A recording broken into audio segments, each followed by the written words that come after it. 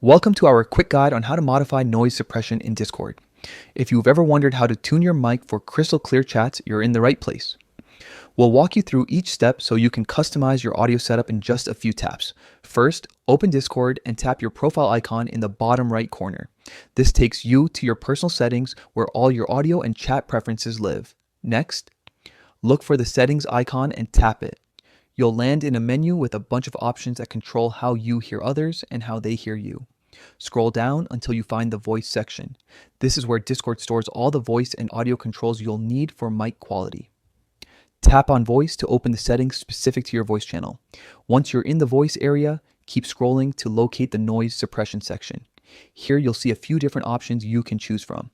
Depending on your device and the noise you're trying to filter, you might see options like standard or a few others that Discord supports on your setup. Tap the option you want to use. If you're dealing with background chatter or fan noise, noise suppression is your friend. Standard suppression works well for most everyday environments, but if you're in a louder space or you want crisper speech, try a stronger option if available.